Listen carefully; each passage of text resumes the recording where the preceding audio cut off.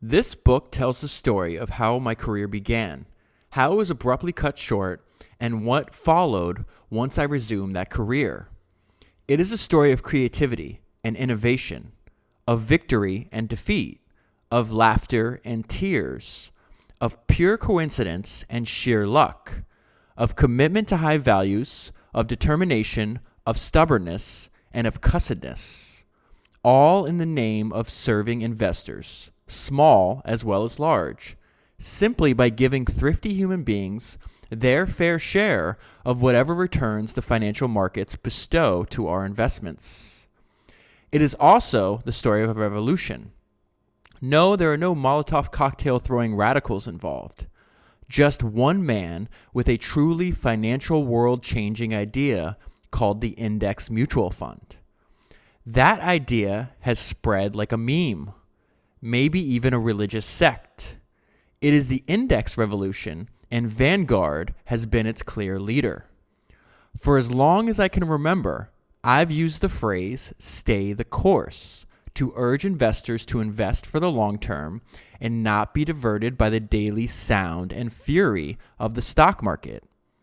In this book, as you'll see, "Stay the course" also has been my motto in building Vanguard, holding fast to a long-term business strategy and overcoming both adversaries and adversities, none of which were able to halt our rise.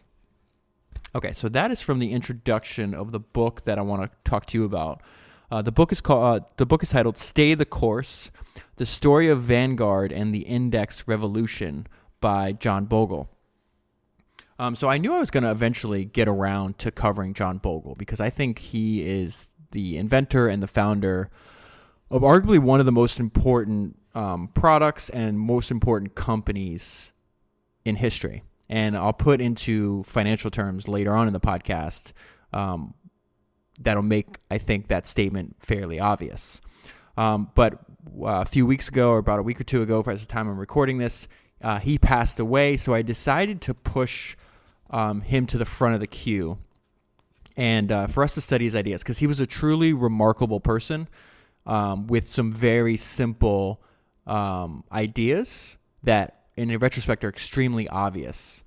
And as we've studied on the podcast, a simple idea coupled with determination usually can lead over a long period of time to great results. And before I jump into the book, just a reminder that this podcast is ad-free and independent, so I rely on the people that actually get value from my work. The best way to do that is sign up for Founders Notes. If you commit to supporting this podcast on a monthly or an annual basis, you'll get every single podcast note. So just like I take notes on books about entrepreneurs, I take notes on podcasts with entrepreneurs. And I just counted yesterday the full archive of all of my notes. I've taken 100 notes on 132 different founders.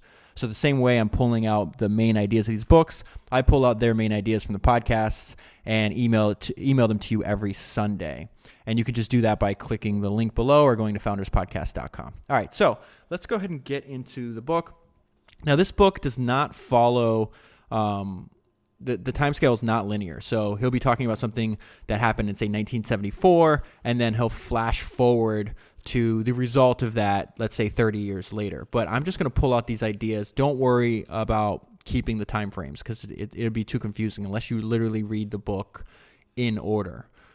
So we're going to get to how what he was referencing in the introduction about how his career was cut short and then he had to basically start all over again. So he's going to explain a little bit about that in a minute. For now, though, all you have to know is that he got fired and he decides, hey, this is an opportunity to kind of turn the industry, the active management industry on its head. And it's based on a thesis that he wrote in 1951, which we'll also get to. But anyways, he's publicizing his plans to basically have an unmanaged index fund, which didn't exist at the time.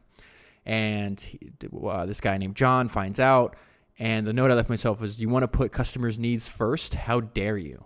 And so as we can imagine, and we've seen in other podcasts, whenever you have a new idea, you're going to get a lot of pushback, especially from the people that make money, that are making money doing it the current way. So he talks about hey, I want to meet with you. John's like, okay, well, you can just meet with me tomorrow at the airport. And we're going to pick right up to the point. He says, after a few pleasantries, he got right to his point. I understand that you're planning to create a new mutual fund complex that will actually be mutual, owned by the fund shareholders. Yes, I responded. I hope to build such a firm. To put it mildly, John was not amused. I still remember his exact words. If you create a mutual structure, in other terms, if you put the customer's needs before our own, he said sternly, you will destroy this industry. More than 4 decades later, it is clear that John was onto something. If he had amended his dire prediction to say, you will destroy this industry as we know it today, we could credit him with almost perfect foresight. Then again, nobody in 1974 really could have predicted that an upstart firm founded at the bottom of a vicious bear market would overcome all odds and not merely survive, but ultimately dominate the mutual fund industry. So what I particularly loved about reading this book is it spends a lot of time in like his thoughts going back from when he was in Princeton in the 1950s all the way up to when he started Vanguard. He was in his mid to late 30s at the time. So that places it somewhere in the 1970s, mid 1970s. And so now today, I think it's widely known by a lot of people. Index funds are massive. They're right at the time I'm recording this, I think Vanguard has something like $6 trillion of assets under management. But this industry literally did not exist in the 1970s. So it's really interesting to see the creation of a fundamentally brand new product, and then of course the predictable responses from the entrenched interests. Okay, so let me just give you, in case you don't know, this is just a brief description of what Vanguard does and why it does it. The decades that followed, the name Vanguard, along with its unique structure and an unprecedented strategy built around the creation of the world's first index mutual fund. So the company started as Vanguard, the product he created, the invention I would say, is the world's first index mutual fund, would unquestionably change the nature of the mutual fund industry as we then knew it. Call it creative destruction. Call it disruptive innovation. Call it luck. For surely the passage of time would have eventually awakened the investment world to this fundamental truth. And this is what he built his entire company on. Before costs are deducted, the returns earned by investors as a group precisely equal the returns of the market itself. After those costs, therefore, investors earn lower than market returns. He means actively managed. The irrefutable fact, this is the irrefutable fact, the only way for the 100 million families whom the mutual fund industry serves to maximize their share of the financial market returns they earn as a group is by minimizing their costs. Vanguard took the leadership role in bringing down the costs of investing, ultimately becoming the world's lowest cost provider of mutual funds. In other words, Vanguard was successful because they put their customers' needs before their own. And on the very next page, this is the explicit secret Vanguard was built on. The concept that fund managers could not add value to their clients' wealth, once considered nearly heretical, is now broadly accepted. Remember, the mutual fund industry was invented somewhere in the 1920s. 1924 is the year that I've seen.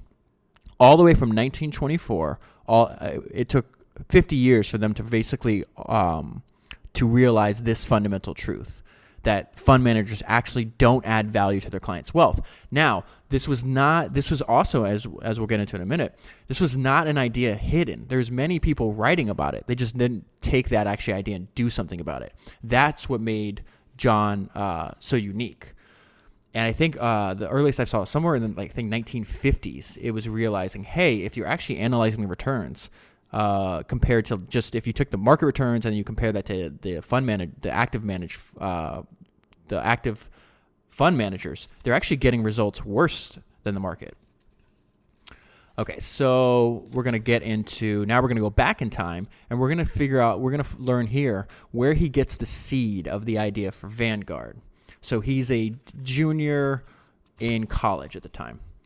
And he's trying to figure out what he should write his thesis about. He said, late in my junior year, in one of the many appearances of good luck in my long life, I found myself in the library.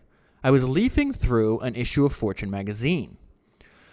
I began to read an article describing a business I knew nothing about, one that I had never even imagined.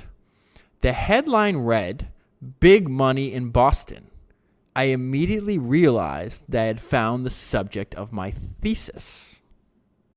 And so this is where he's first exposed to something. They're not even called mutual funds at the time. They're in this article, they're calling them open-end fund. So now he's also going to realize that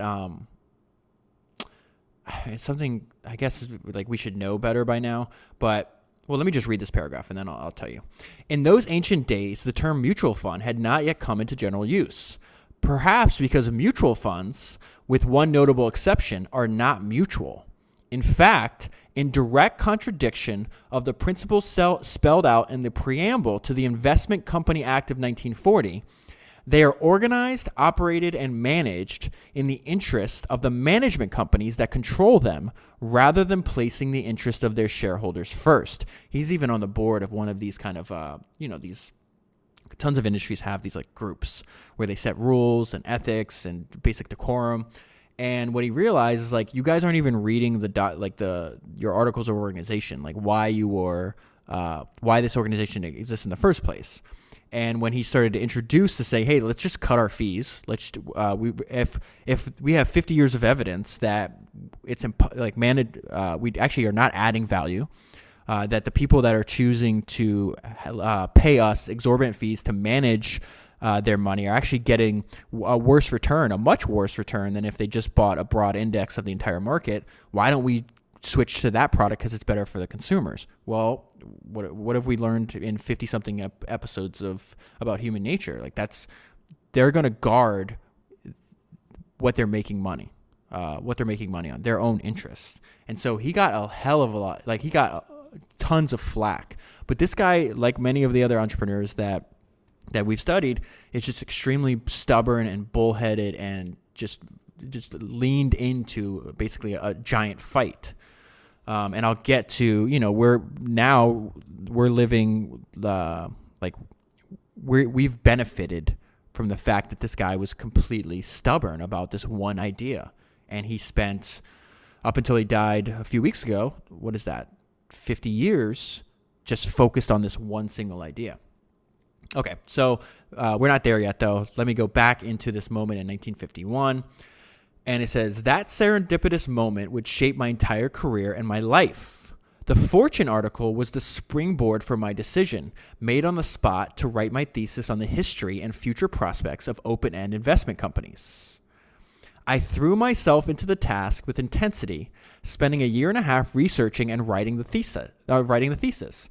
Meanwhile, falling madly in love with my subject. I was convinced that this tiny $2 billion mutual fund industry would become huge. So he's correct about that. At the time he's involved, it's $2 billion. Today, $21 trillion mutual fund colossus, the industry, is among the nation's largest and most dominant financial sectors. And so I'm not going to read all of the conclusions from his thesis, but these are the two that I found most important, and you'll see that that shape heavily the creation of the product he's going to make 23 years into the future. My thesis conclusions reached after an intense analysis of the industry follow. Number one, investment companies should be operated in the most efficient, honest, and economical way possible. So what is he talking about there? Cost, frugality, something that runs throughout this book, something that runs throughout this entire thesis of Founders Podcast.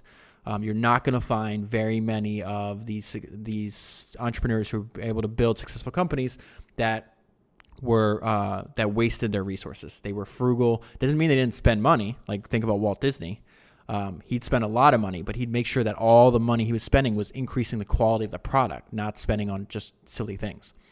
And then future growth, this is number two, future growth can be maximized by reducing sales charges and management fees.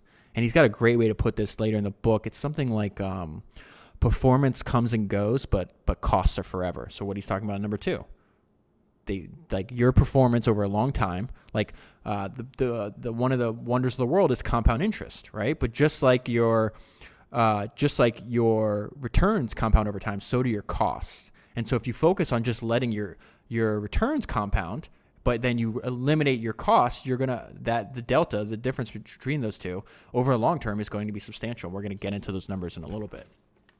Okay, so he writes this whole thesis. It's like 120 pages. It's published, and then somebody else, he gets a job. Basically, his thesis leads to a job offer. It's this guy named Walter Morgan, who's also, he was an alumni at Princeton about 20 or 30 years before John was. So he says, following my 1951 graduation, Walter L. Morgan read my 130-page opus and offered me a job with his Philadelphia firm, Wellington Management Company. Now, this is important because out of Wellington is where Vanguard is actually created. Okay, so I'm going to skip over this. As you can imagine, John goes to work. He takes his job extremely serious. There's a bunch of numbers here, which I think is going to be confusing if I pull them out without context. So this is the summary. By the time a decade had passed, I was viewed as the heir apparent to Mr. Morgan. I assumed that I would be at Wellington forever. Another recurring theme, that the future is unpredictable. The world is much too complex. So he's like, I'd just be happy. He wasn't even thinking he'd ever have to be a founder or an entrepreneur. Okay, so here's the problem. But the stability I had hoped for at Wellington would not last. By the time of my rocket-like ascent to the company's presidency in April 1965, the traditional mutual fund industry that I described in my Princeton thesis had changed. So it's really important to note, again, this is 1965. The index fund is not invented until 1974. So although they're conservative, they're what I guess you would call value investors at the time, they're still, most of their money is made on management fees. Okay? So it says, I described the traditional mutual fund industry that I described in my Princeton thesis had changed, and not for the better. The go-go era was in full swing, and that's not a name he created. You can Google go-go era. There's like all these different boom and bust cycles are given different names throughout history.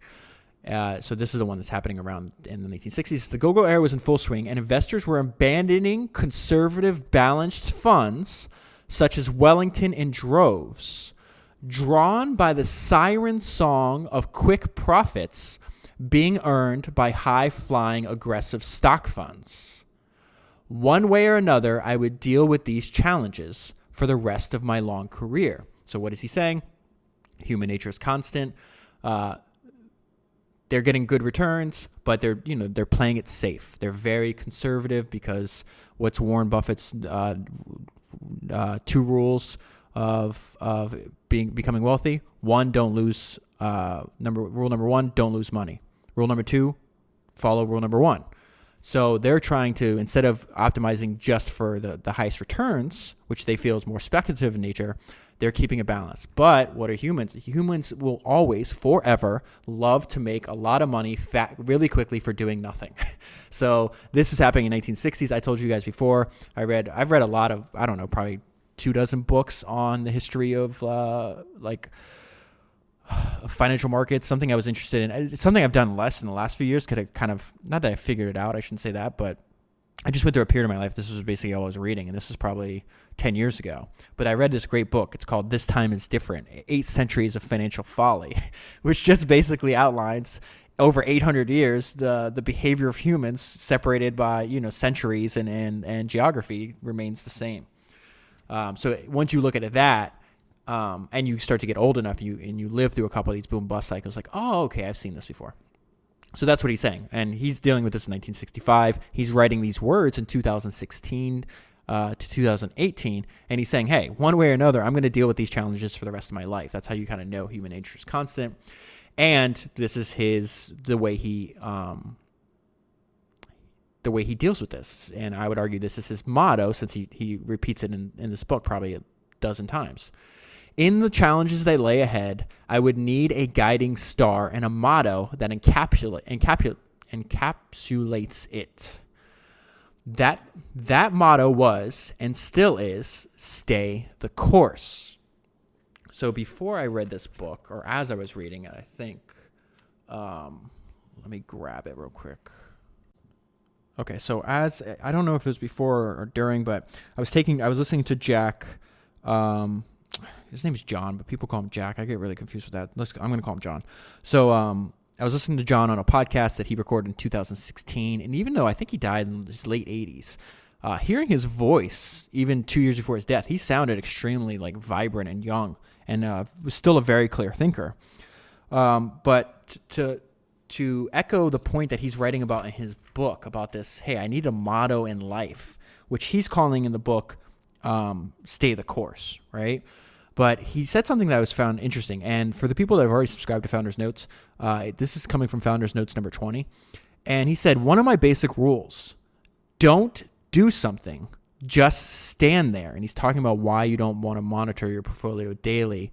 And he goes, the movements of the stock market are a tale told by an idiot full of sound and fury that signify nothing. And he's going to harp on this point over and over again in this book, that you have to eliminate the noise and just focus on the signal. If he is mathematically certain that if he lowers the costs, and I think they decreased their costs by the time he retired as CEO like 200 times and never increased them, that will give you the best returns. That will give your customers the best returns than anything else.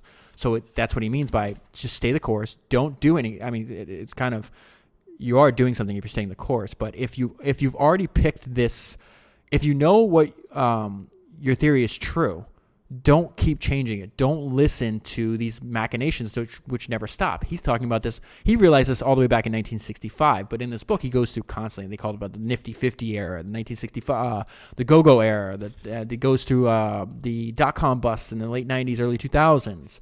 Just over and over again, he's like, nope, stay the course, don't do anything. Don't interrupt your compounding and just focus on costs. It's really solid advice. But for some reason, really hard for us as a species to adhere to. Okay, so this is an example of the environment Vanguard grew out of.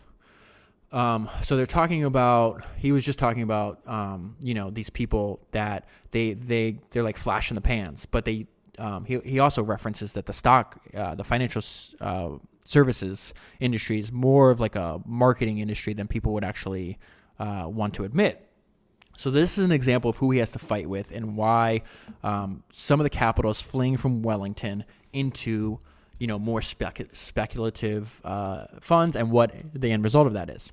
So it says one particularly egregious example was the Enterprise Fund. In 1967, this newcomer would report a dubious return of 117%, built largely on the acquisition of previously privately owned stocks acquired by the fund at discounts as large as 50% from the market price, and then later marked up to 100% of market price. So again, they're advertising, hey, we made our customers 117% on their money in 1 year. Most people are not going to actually look into like, what's the underlying effect? Like, how did you do that? John does. So that's what he's describing to us here. He says, in the following year, Enterprise drew the largest annual cash flow in the previous history of the fund industry. So again, that marketing is very, very persuasive for humanity because what we just talked about. Humans will always try, usually to their detriment, to make large amounts of money really fast for doing nothing. Okay, so so it says from this marketing, they got the largest annual cash flow in the previous history of the fund for the entire industry, an unheard of $600 million. And this is in 1967, guys. The fund's assets grew to $950 million by the close of the next year. But reality finally returned to the marketplace, and Enterprise Fund's assets fell to 84% to less than $150 million. And the fund, check this out, and the fund suffered negative net cash flows in 22 of the 25 years that followed. Soon thereafter, Enterprise had ceased to exist. And now something happens here that's going to change the trajectory of his career. And the note I just wrote to myself is, again, human nature is when you're scared, you're likely to copy. And we saw this in the last decade, a little longer by now, with the great returns some people were getting in the real estate industry. Let's say the middle 2000s. It's like, oh my God, if my idiot neighbor can make $100,000 just by buying a house and selling it the next year, then of course I should be able to do it too. And so you see these people rush to all these, and that's what exacerbates the bubble, because they're like, oh my God, I'm going to miss out. I'm doing something wrong. These people have something figured out that I don't. But we know that's just not true. So this happens to his boss, Mr. Morgan. And Mr. Morgan, actually, he arrives at the wrong conclusion, that he was actually too conservative. So it said Mr. Morgan had become concerned about the growing trend towards speculative funds, the funds we were just describing. He recognized a serious threat to his conservative philosophy and his business, with its near total dependence on the balanced fund. I was too conservative, he told Institutional Investor magazine. And he's older, and I just feel bad about this. He says, at age 66, he decided that it was time for new leadership and took a radical step. He called me into his office and told me that I would immediately take charge of Wellington Management as his successor. I still remember his exact words. John, I want you to take charge and do whatever it takes to solve our problems. I was but 35 years old, but after working with me for almost 15 years, Mr. Morgan had come to trust my judgment. Perhaps overly self-confident, I thought the solution was obvious. And this is the mistake that John talks about that he made. And the mistake is basically copying. It's like, well, if we're getting our butts kicked by everybody else, like clearly we got to ditch this conservative approach as well. And so John takes over. He becomes the CEO. He finds another firm that it's run by a bunch of other partners and has more, let's say, aggressive funds. And John, even though he's running the company, together, they're a bunch of young guys, and they actually land on the cover of a magazine, and they call them the Whiz Kids. And it says, together, we five whiz kids whizzed high for a few years. So they transition from being conservative. They jump in with what everybody's doing. They're copying. It's like, yeah, we can do this too. The go-go era went. It was superseded by something distinctly different, but it turned out even worse. The Nifty 50 craze, in which the stock prices of the nation's fastest growing companies lost all touch with their intrinsic values. The simple principle, don't worry, high valuations don't matter, earnings growth will ultimately bail you out. Does that sound familiar? Stocks such as Xerox, Polaroid, IBM, Avon, and Digital Equipment Corporation soared. These stocks at their peaks were valued at 50 times earnings or more, but reality finally took over and the stock prices collapsed. Participants in that bubble included not only mutual fund managers, but the vast majority of institutional investors, insurance companies, and even college endowment funds. From its high in early 1973 to its low in early October 1974, the U.S. stock market fell by 50%. So he's saying not only did it happen to us, it happened to other mutual fund managers, it happened to institutional investors who are supposed to be the pros, insurance companies, and college endowment funds.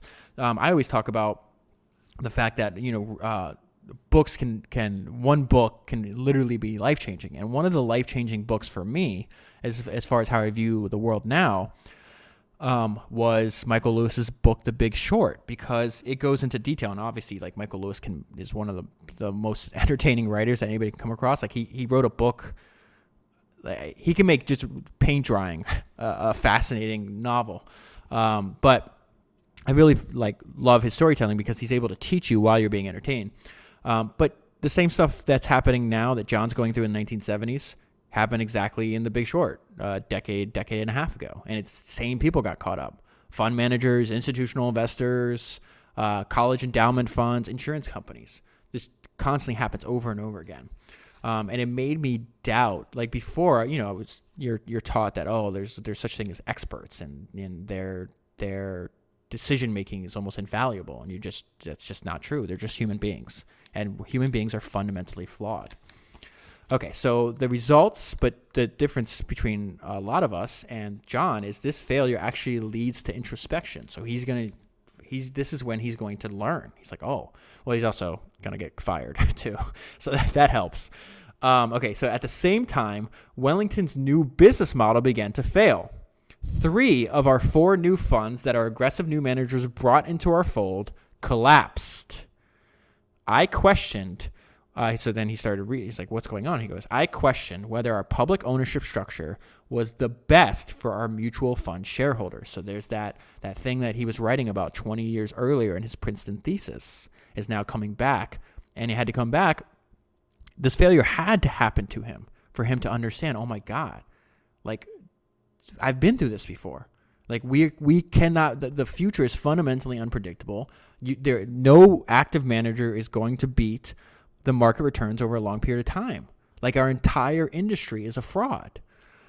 So he says, it was high time, I added, that any conflicts between the profession of investing and the business of investing be reconciled in favor of the client.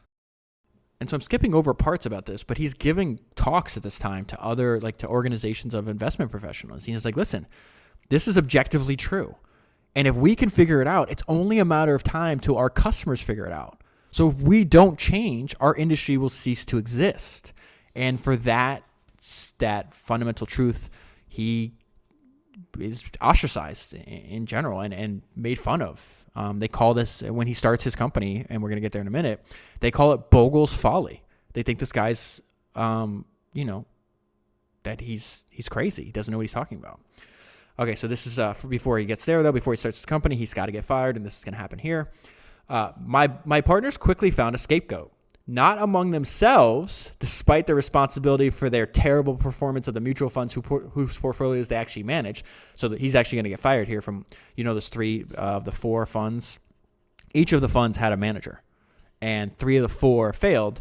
And again, they're like, oh, it's not us, it's you. You got to go, which is just hilarious to me.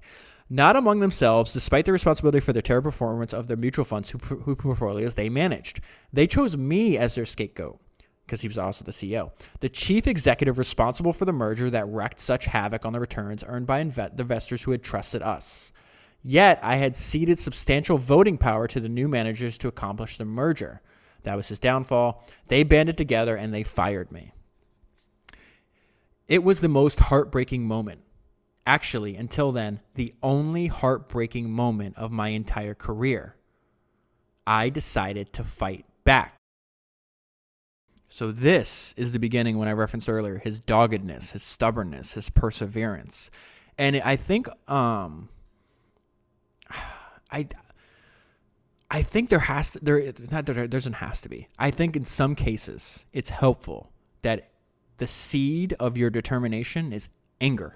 In his case, it's the anger of being what he feels unfairly scapegoated. It's the anger of his idea not being listened to, even though he feels it objectively true. I found that I'm going back over my notes for a bunch of the podcasts, but specifically, I think all the books that I've read so far for the podcast are extremely valuable. But if I've told you this before, where in conversation, I really try to design within constraints. So if I'm talking to a friend, I'm like, hey, I like to put false constraints on. It's like, okay, if you're stuck on an abandoned on a desert island, you can only bring one music album with you to listen to for the rest of your life. What is it? If you can only visit one city the rest of your life, where do you go? I like this because you force people to think hard about something, and you can actually see how they analyze things and why. And I think it's very helpful in understanding that person even more on a fundamental nature. So if somebody forced me to say, hey, out of all these books that you've read so far throughout the podcast, you can only recommend one, what would it be? I think it would be the autobiography of James Dyson. And something I was looking over the notes of his is he built 5,127 prototypes because he was angry that his vacuum cleaner didn't work. He was angry that every single product on that market, in his words, were shit. He was offended at how ugly and bad they worked, and in his words, how stupid they were designed. From the bag and everything else. I mean, you can go back and listen to that podcast or read the book if you want more details. And I feel like we're seeing that here. First of all, we see that in a lot of places. In a lot of these entrepreneurs, they're just mad at how bad things are. And they're like, I can do better, and I'm going to. And that kind of, that seed of dissatisfaction and anger leads to them to pursue this almost like with missionary zeal, I would say. So this is the beginning of that for John.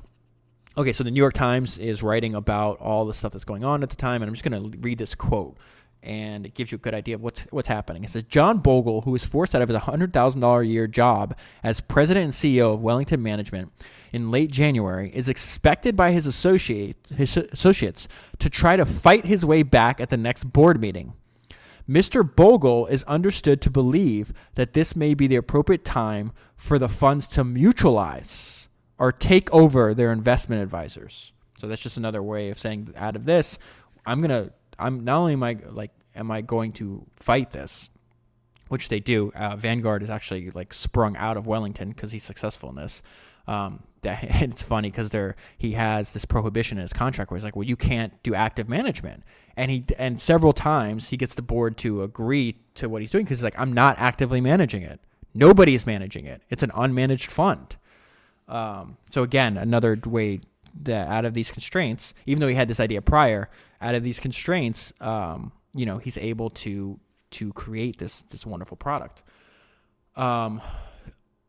Okay, and then he has something in a footnote that I just want to read, and let me read it to you, and then I'm going to tell you. It brought to my mind this quote from Elon Musk, and he said, "Don't forget that at the outset, the odds against creating this new structure were long." And the odds in favor of building a $5 trillion colossus were essentially zero. And that made me think of this Elon Musk quote where it says, when something is important enough, you do it, even if the odds aren't in your favor.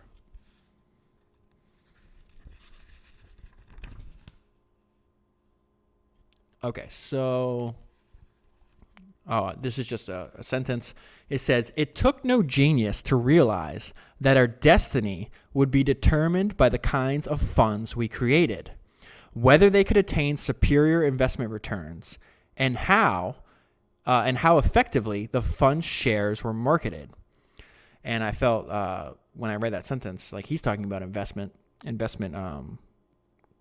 like vehicles. And I really feel like if you change this to product, and for a company, it remains true. It took no genius to realize that our destiny would be determined by the kinds of products we created, whether they could attain superior returns. So instead of investment returns, like if the customer's experience with them are superior, and how effectively, instead of the fund shares were marketed, and how effectively the product was marketed.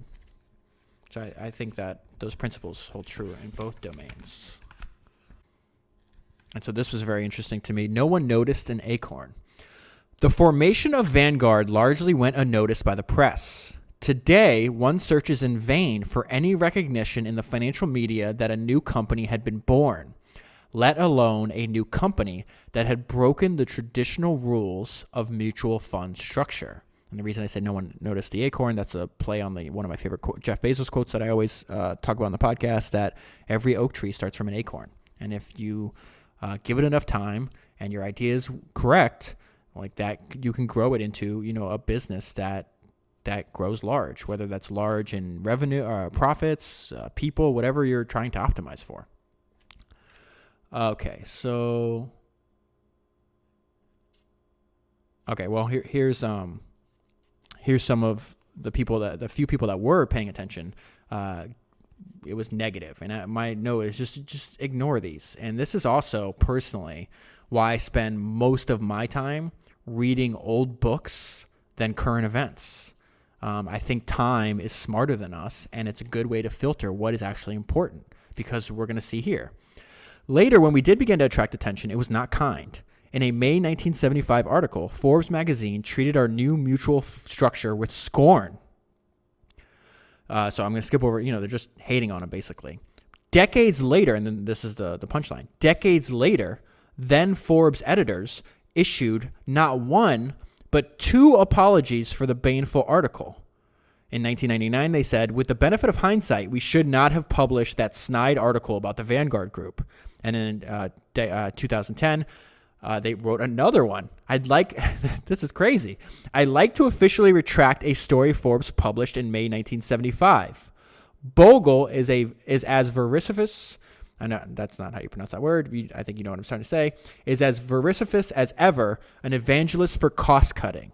I think he has done more for investors than any other financier of the past century. The reason I say that it relates to, I have a lot of friends that are news junkies. They're constantly reading the news. Problem is, like, you're just reading it as it comes out. You have no idea if it's even valuable. Go back, and one way to cure yourself of this, just go back and start reading the newspaper articles from a year ago, and you'll realize, oh, wow, I spent time worrying and thinking about that thing, and that thing doesn't even matter now. If somebody was reading this article in 1975, they might have actually believed that Forbes magazine knew what they were talking about. But humans don't know what they're talking about. The only way we know if humans know what they're talking about is to use time as a filter for that. So read old books. All right. Okay, it says others in the mutual fund industry may have well felt the same way about the creation of Vanguard as did that article in Forbes in 1975, but they largely ignored its birth. Little did they suspect what would lie ahead.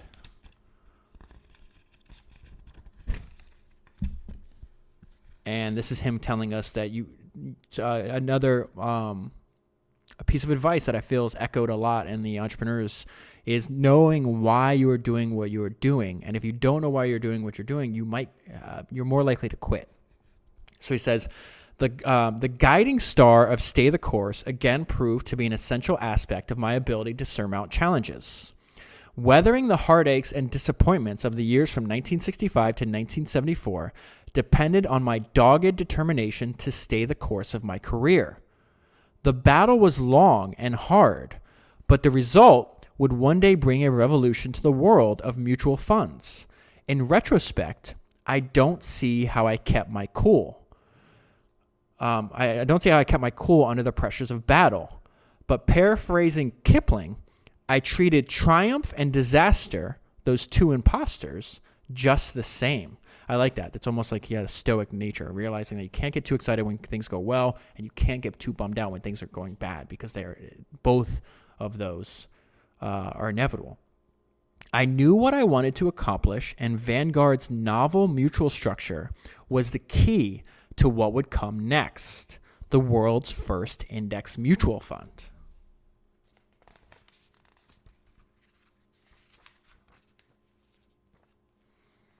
I love this idea about motive and opportunity. So, again, he's saying, remember when he said back, he's like, listen, a lot of what happened to me was luck because this idea was going to come one way or another, whether I did it or somebody else did it. So he finds the writings of this guy named Paul Samuelson, and he was writing about the issues with with fund managers, and he was doing this in the early 1970s. And he did an analysis of the returns. He's like, wait, this doesn't make sense. Similar conclusion that John has. But John takes this idea and runs with it. Dr. Samuelson could find no brute evidence that fund managers could systematically outperform the returns of the S&P 500 index on a repeatable and sustained basis. Now, this still holds true today. In essence, he demanded that someone somewhere start an index fund modeled on the S&P 500.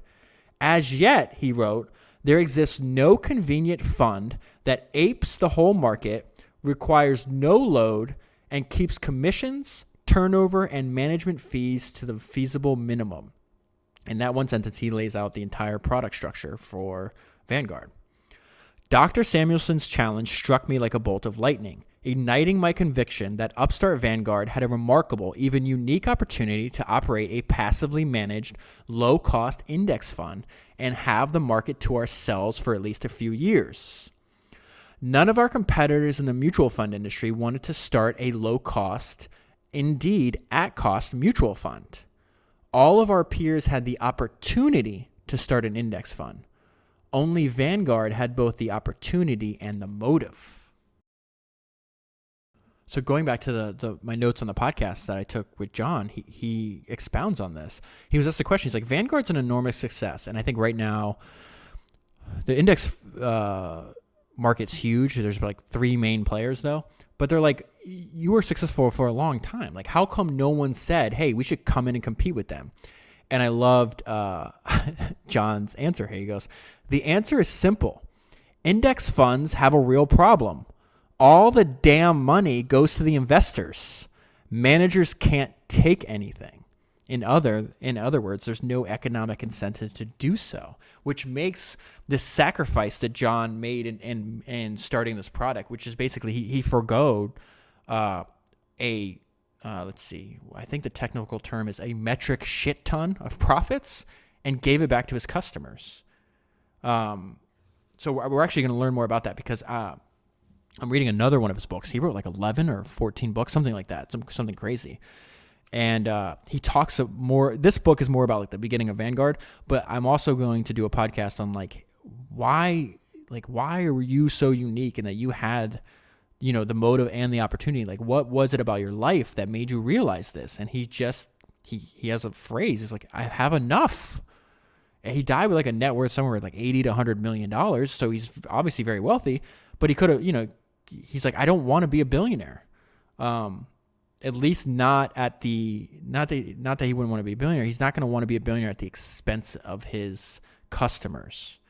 And I just think that's why, Warren Buffett's going to be quoted later in the book that if anybody ever builds a statue for anybody in the finance industry, it should be John Bogle, because, he did this, because he thought it was best for the customer, not just optimizing for short-term profits. Which again should be, shouldn't that be common sense? But it's so rare in life. And so I went through. I was talking to my wife about this a few days ago because I was telling her about the book I was reading and how this guy's just he's universally praised. And as far as I can tell, that praise is he's worthy of that. And I started going through. I was like, hey, let's think about all the companies that we pay money to. Like, how many of them are fundamentally put the customer first? And we couldn't think of very many except for small local businesses that we support. And that says a lot.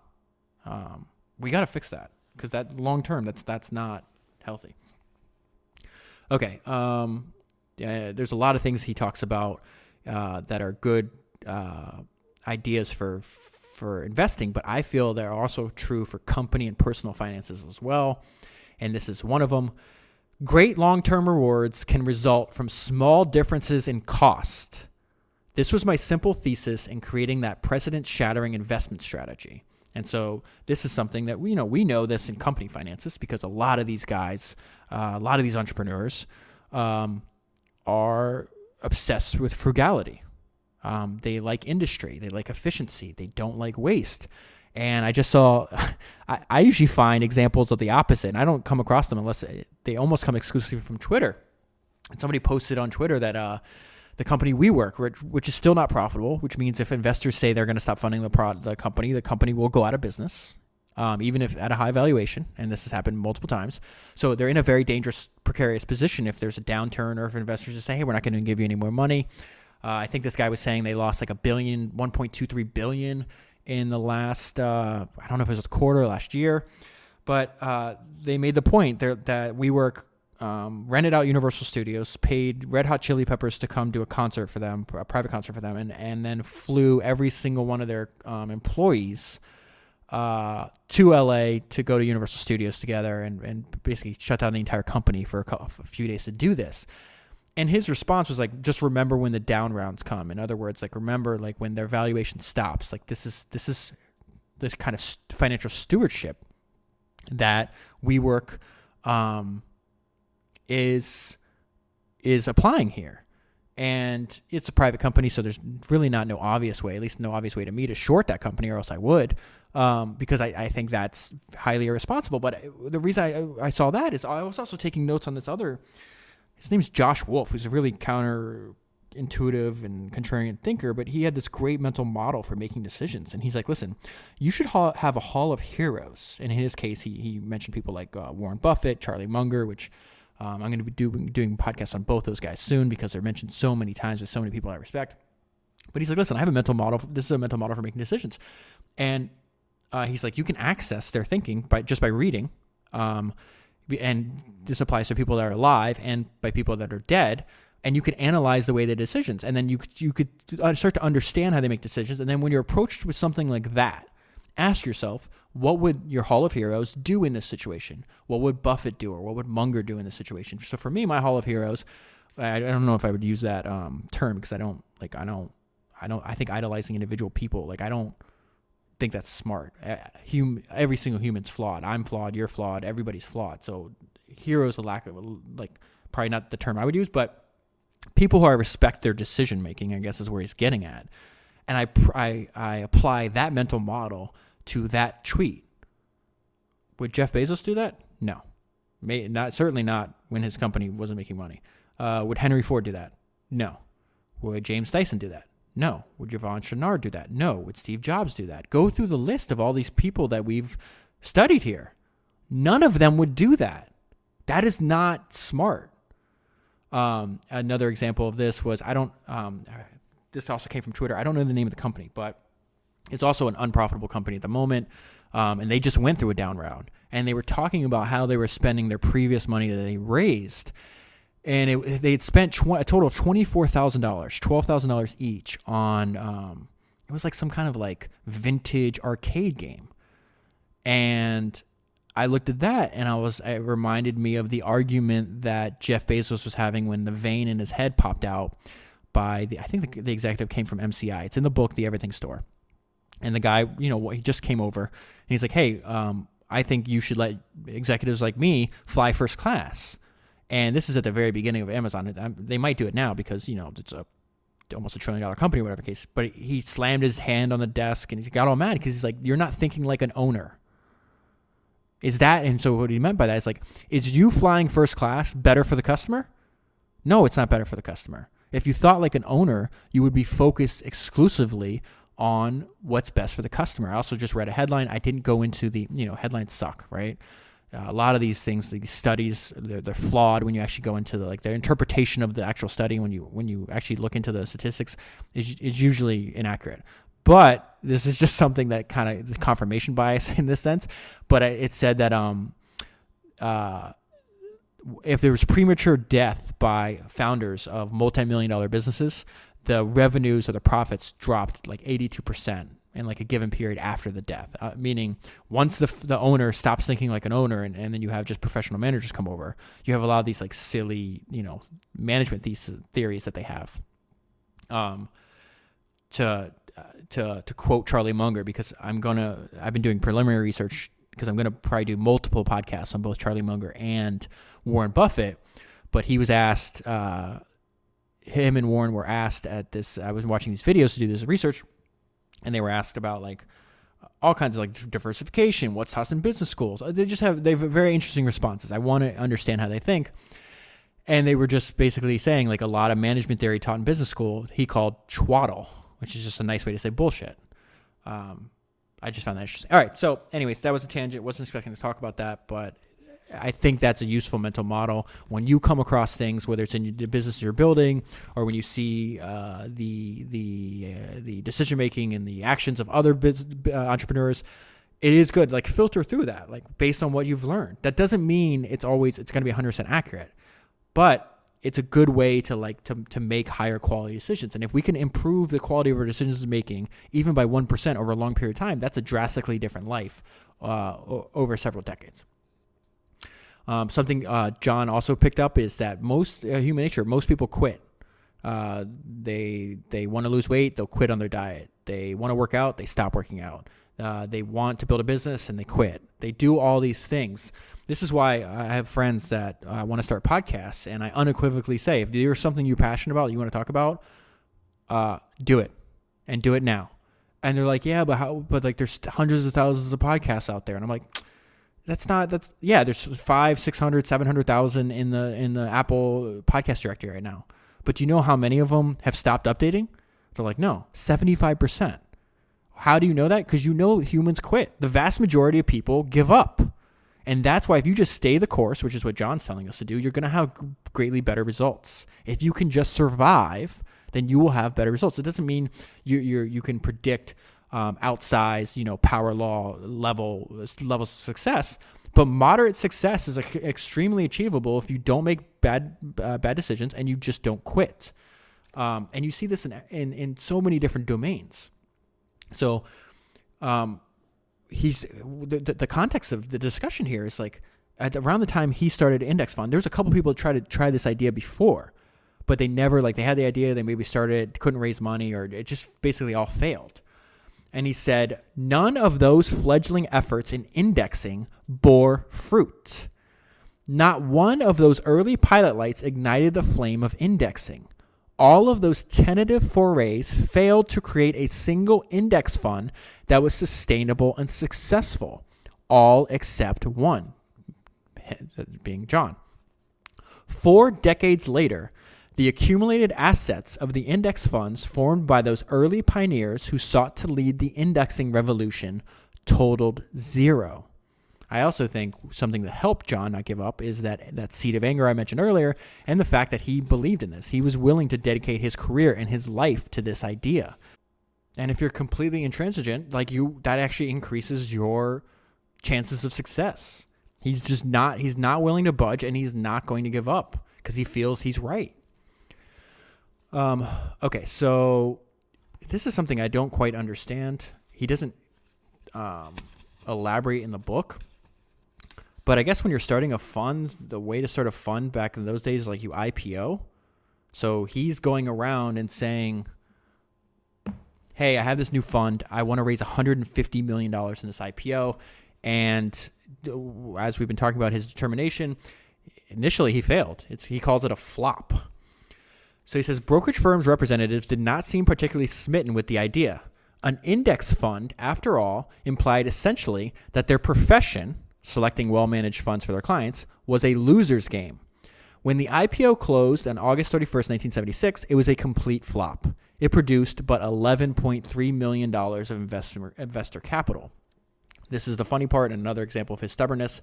The apologetic underwriters suggested that we cancel the offering and return the money to the investors.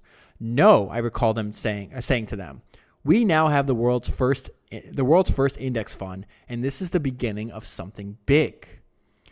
And this is something I think is helpful for all of us. Anyone with a new idea must expect to be greeted with skepticism, followed by condemnation and attack when the idea becomes a reality. This was described as Bogle's folly. This is such a bizarre response from his competitors, too. Brokerage firms flooded Wall Street with posters illustrated by an angry Uncle Sam using a large rubber stamp to cancel the index fund's stock certificates. Its headline screamed, "Index funds are un-American. Help stamp out index funds." What a bizarre marketing tactic. Saving you money is un-American. Okay. Okay, so now we're going to see the results of that. So he raises, $11.5 million in 1970s. And this is just him talking, projecting in the future about what the actual result was. So that was just the humble beginning. By the end of 1982, the assets of the first index investment trust topped $100 million. Started with 11 million. 1982 was 100 million. 1988, they had $1 billion.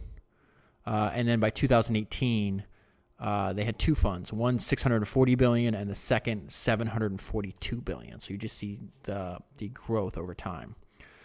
And then he states this sentence, this perspective again. Without Vanguard, the creation of the index fund would have occurred anyway, I'm sure. And he's quoting Victor Hugo here. He says, Victor Hugo got it right. No army can resist the power of an idea whose time has come. And he definitely believes that the power, the idea of the index fund, it was their time. It was its time to happen. And very simple, pragmatic advice.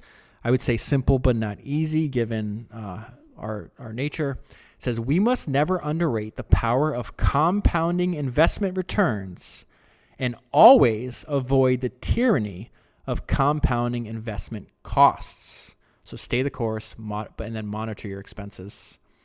And this is Warren Buffett on Bogle. If a statue is ever erected to honor the person who has done the most for American investors, the hands-down choice should be Jack Bogle. For decades, Jack had urged investors to invest in ultra-low-cost index funds. And listen to the words that Buffett's using, because we always talk about missionary zeal. In his crusade not in his business. In his crusade, Jack was frequently mocked by the investment management industry. Today, however, he has the satisfaction of knowing that he helped millions of investors realize far better returns on their savings than they otherwise would have earned. So he is a hero to them and to me. And then this is Samuelson, the guy that wrote that. He basically that call to arms back in the back in the 70s. I don't know. I just covered it. I don't even remember now. And he's talking 2005, and he says, he's a little hyperbolic here. He's saying this. He ranks this invention along with the invention of the wheel and other stuff like that. Maybe not, but it's important. It's very important. I would not say it's up there with the wheel, and he said this is Samuelson talking. A mutual fund that never made Bogle rich, but elevated the long-term returns of mutual fund investors. This was something new under the sun. And I just want to make clear, it's not like he came right out the gate in the 1970s with the lowest cost possible. I told you, I think he says over his career, they lowered the fees 200 times. They had to start out with dealing with a lot of legacy stuff. So this is how he eliminates a 50-year tradition, which is sales commission. So he said, from the outset of the struggle of Vanguard's independence, I had realized the anomaly of striving to operate at rock bottom annual expense ratios, as we continue to be dependent on the broker-dealer community. So it's kind of hard to do that if you're having to pay all these fat commissions. Like nearly all of our peer fund managers, Vanguard's distribution strategy was linked to stockbrokers. So he's going to change this distribution strategy. I decided that we must resolve this anomaly. Ugh, I can't even pronounce simple words, guys. I outlined my plan to abandon the distribution system that had supported Wellington for nearly a half century. We would sell shares of our funds on a no-load basis, meaning without sales commission, entirely eliminating the need for brokers. So instead of paying them less, we're just going to get rid of them completely.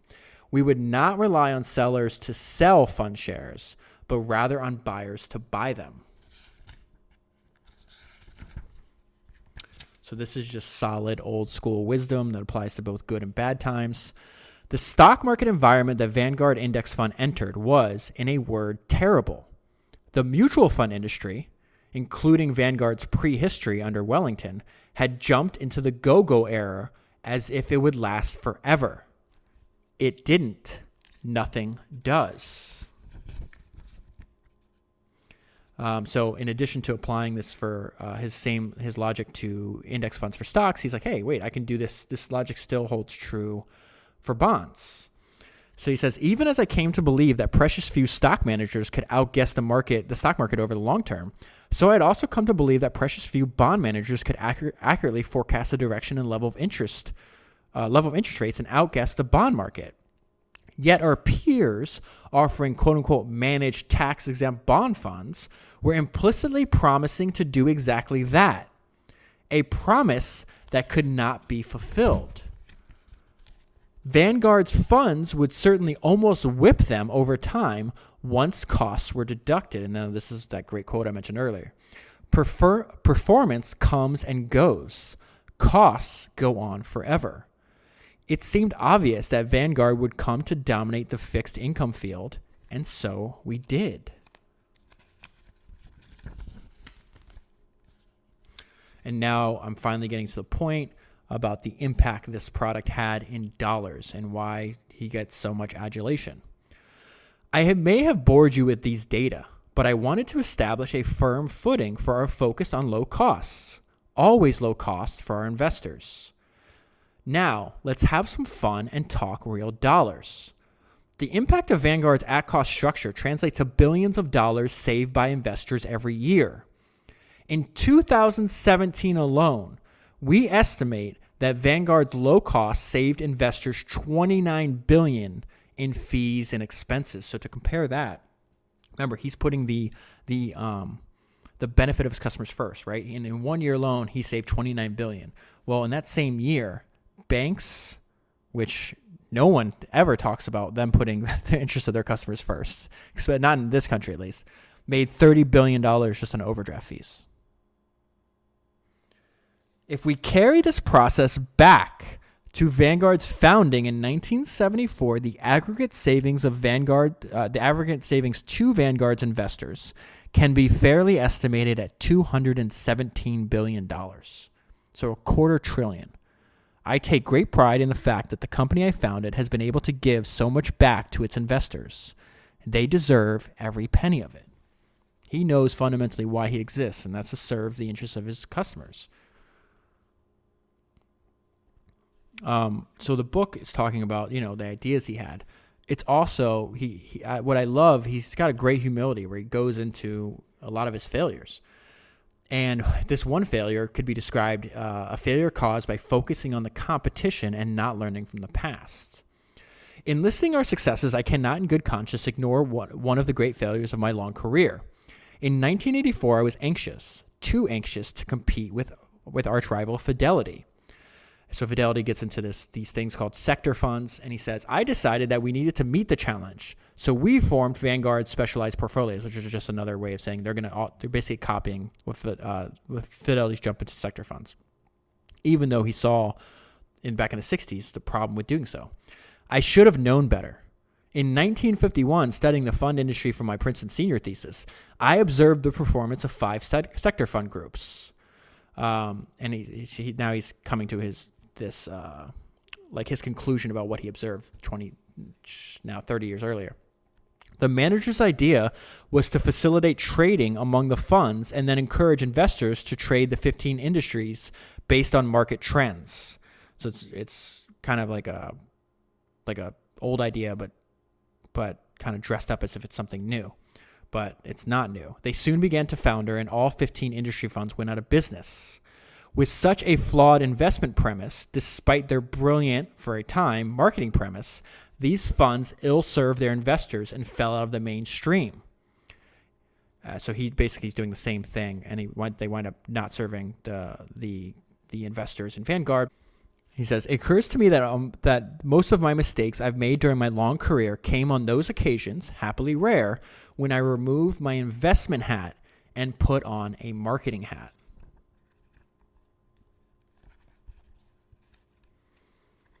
Okay, so I'm going to skip over a large chunk of the middle of the book because it goes into detail of each fund they have, and it's outside of the scope of what we're trying to learn here. But I want to jump to this part where he talks about the founder's mentality, which I think is so important. It says, nothing could describe my legacy as Vanguard's founder better than these first few paragraphs from The Founder's Mentality. And The Founder's Mentality is a book that's been published in the last few years. So now I'm going to read the excerpt that he says sums up his view of his mentality of founding and running Vanguard. Most companies that achieve sustainable growth share a common set of motivating attitudes and behaviors that can usually be traced back to a bold, ambitious founder who got it right the first time around.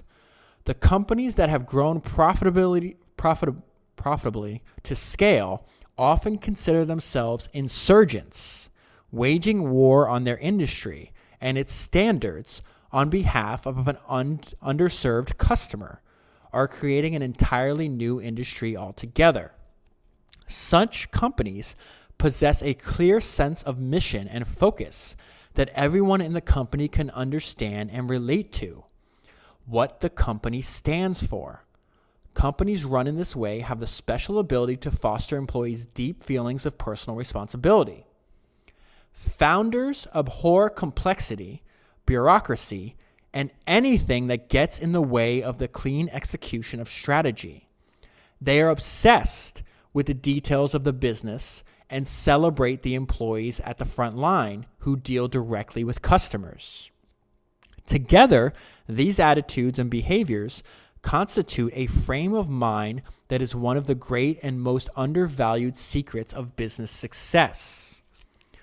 The founder's mentality consists of 3 main traits: an insurgent's mission, an owner's mindset, and an obsession with the front line. In other words, an obsession with the customer experience.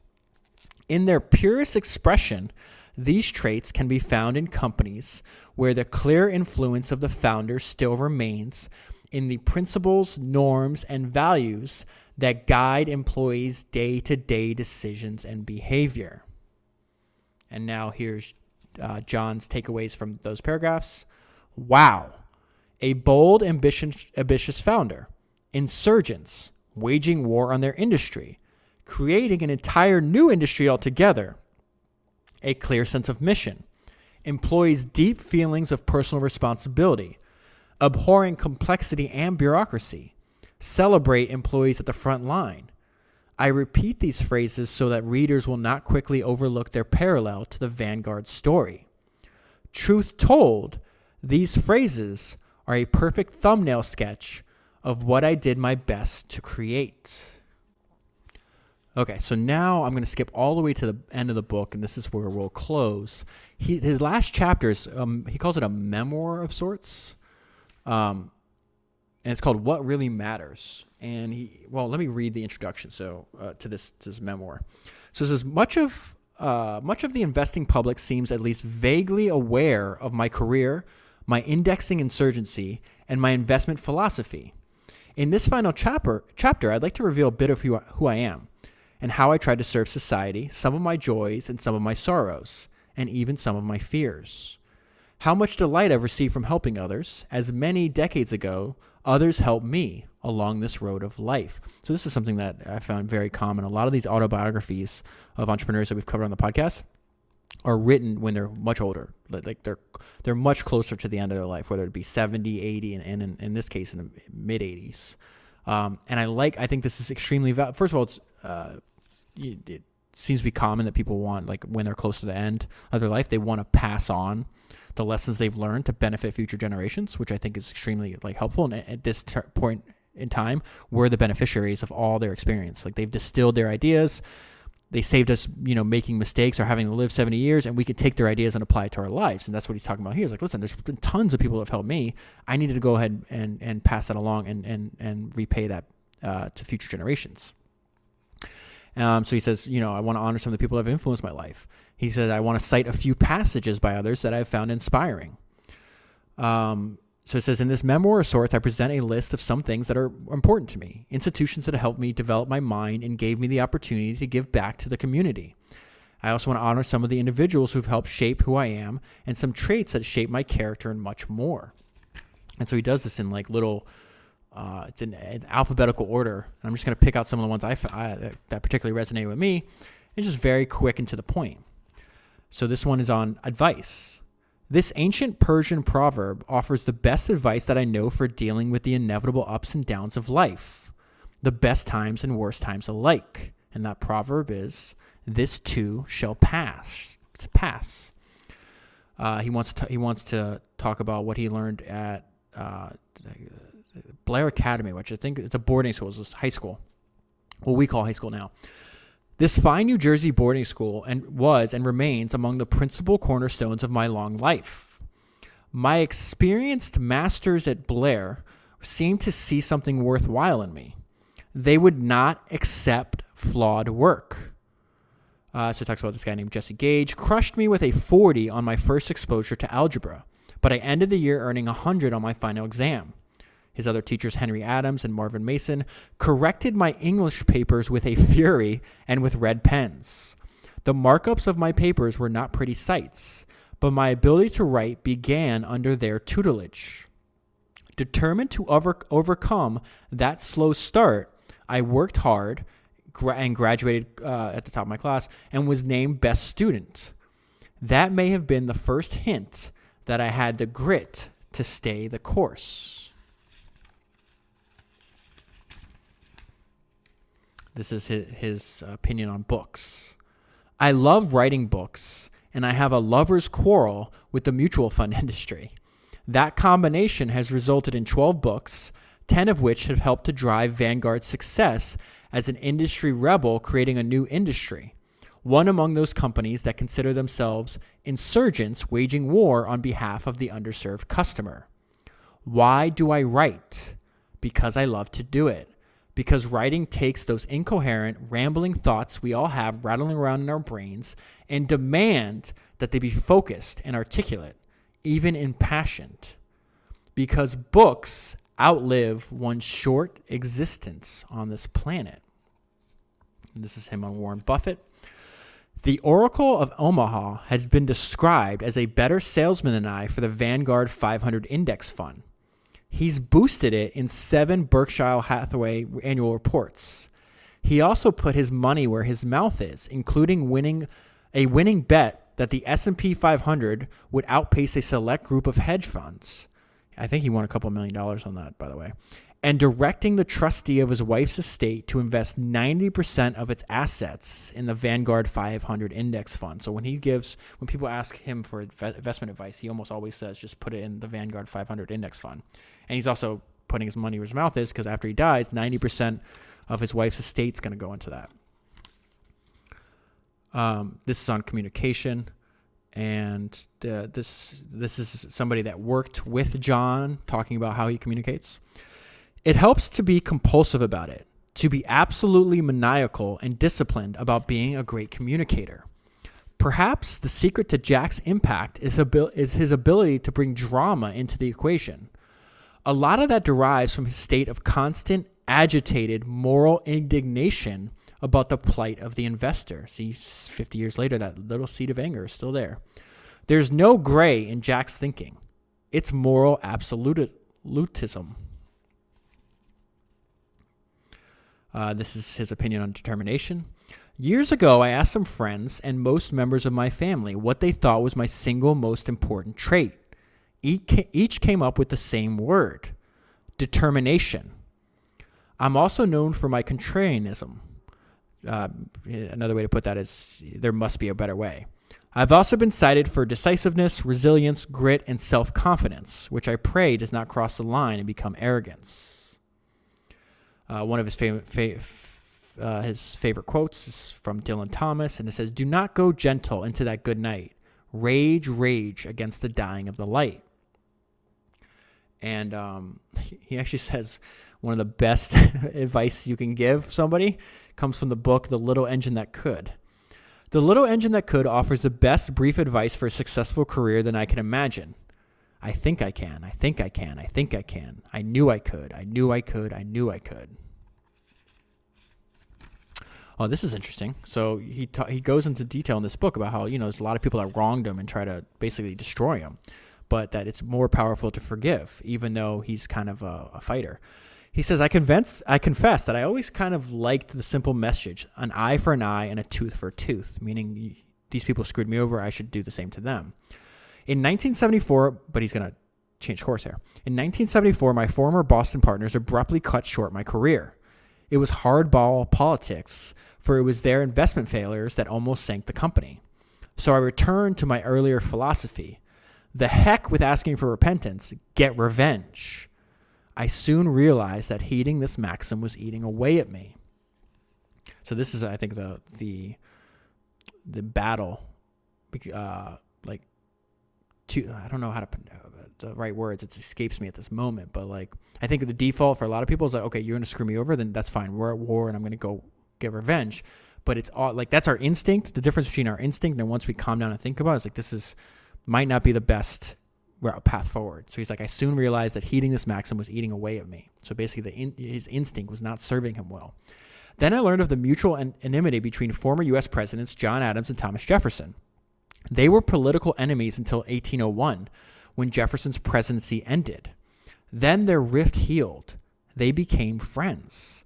Their long years of correspondence ended only when both died on the same day. That was 25 years after they became friends again. I was inspired by that story. I decided to take the initiative to mend the rift and forgive my successors, even without their repentance. So he reached out to them and he says, my words were simple. 25 years is enough. Let's be friends. And so it would be. I am no hero, though. I confess that I can't quite get an eye for an eye out of my mind. So it's still in his mind, but he's not acting on it. So at least that's good. He loves this. And again, remember what earlier I was I think people are really better served searching, reading old books and seeing the knowledge that has existed throughout human history. he's recommending the story of the hedgehog and the fox. So he says the quotation that follows was found circa 670 BCE in a fragment of writing of the Greek philosopher, Archilochus. That's no way how to pronounce that. And this is what he says. The fox knows many things, but the hedgehog knows one great thing. For me, this idea provides an insight into our nation's money managers. We have an army of sly foxes who survive and prosper by knowing many things about complex markets and sophisticated marketing. The hedgehogs in the field know only one great thing: that investment success is based on simplicity, plain service, and honest stewardship. So he talks a little bit about his religion in the book. I think he says he's Episcopalian, but he studied the Quakers, and he's like, he feels that he was born with some of the innate values that Quakers preach. And he says, in retrospect, I see that my life and my design for Vanguard reflect many of the basic Quaker values: simplicity, economy, thrift, efficiency, and service to others. And this is him on teaching and learning.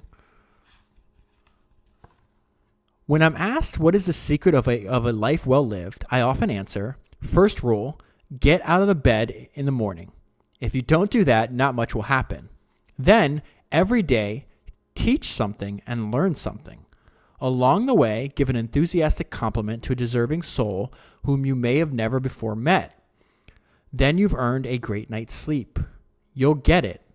When you awaken the next day, repeat these rules.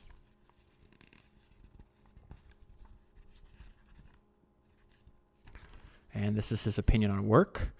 I've been working since I was 9 years old, beginning as a newspaper deliverer, store clerk, postal worker, and waiter.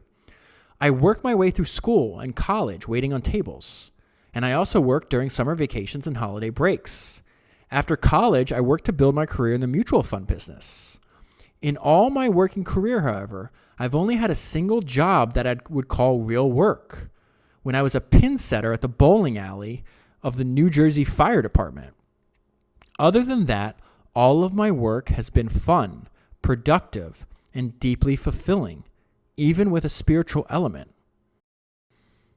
And he's going to continue his thoughts on work. He talks about how he admires Alexander Hamilton, and he's going to quote Lin-Manuel Miranda, who was the inventor, the creator of that hit Broadway, Hamilton. So it says, Lin-Manuel Miranda described Alexander Hamilton's standards for getting ahead in one's work in his hit Broadway musical Hamilton. To paraphrase, the founding father with no father got farther by working harder, by being smarter, and by being a self-starter. Unfortunately, I cannot rap as well as Lin can, although I secretly wish I could. And this is the last thing. We'll close the book here. I've usually used the phrase stay the course as one of the great rules of investment success. Ignore the day-to-day fluctuations in the stock market and focus on long-term growth of the U.S. economy.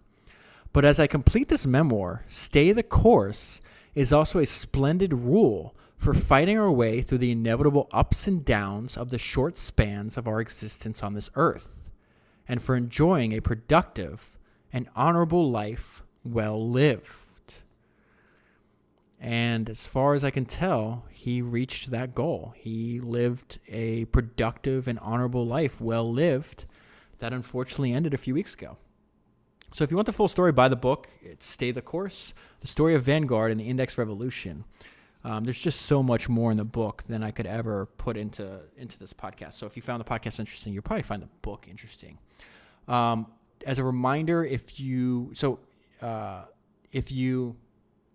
leave a review, every single podcast you probably listen to says, hey, leave a review. It's really important. It actually is really important.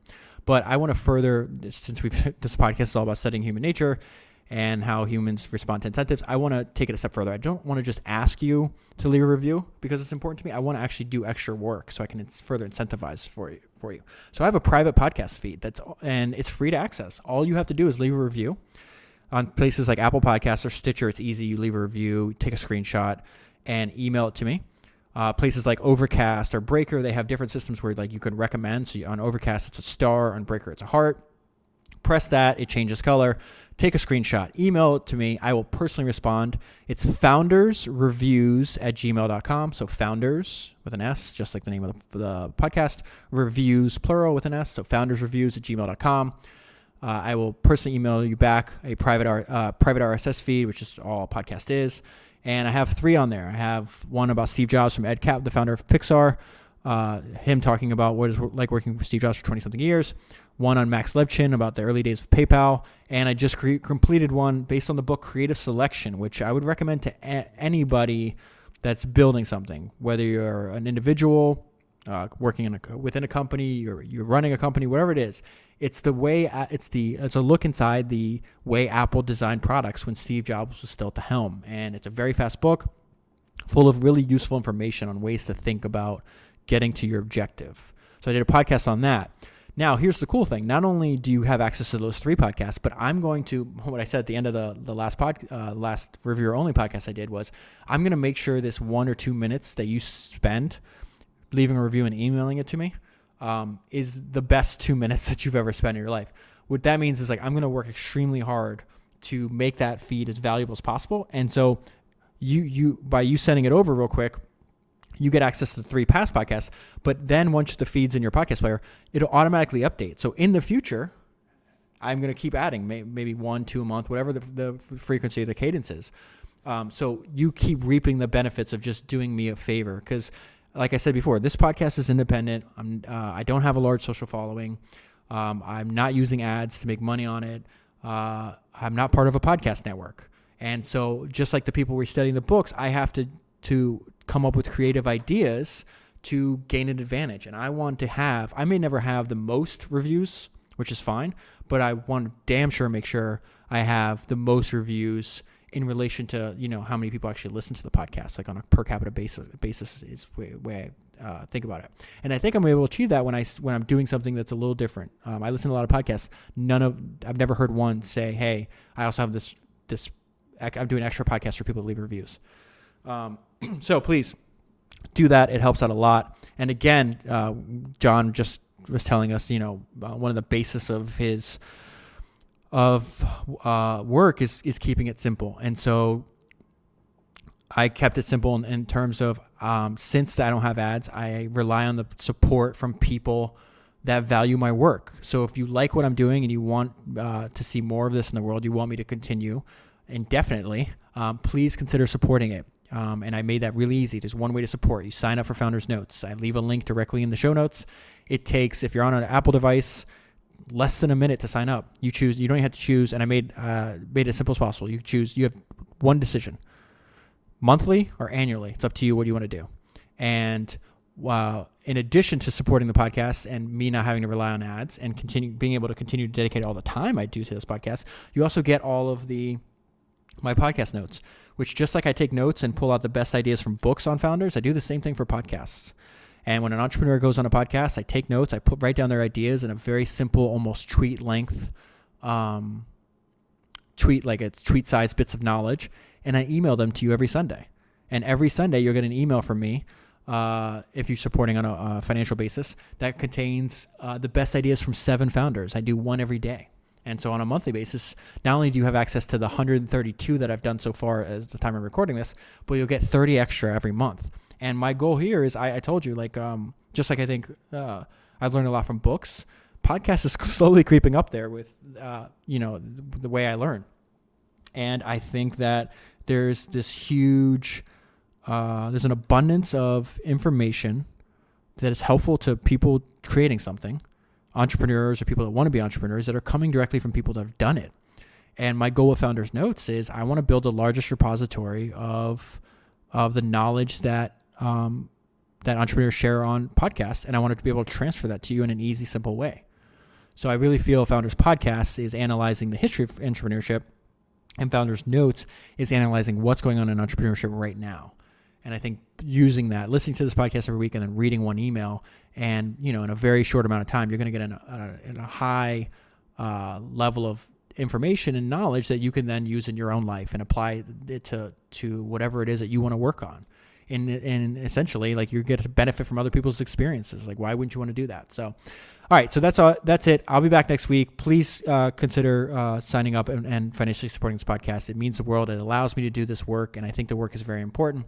Thank you very much for listening. Please tell your friends, and I will be back very soon with another podcast.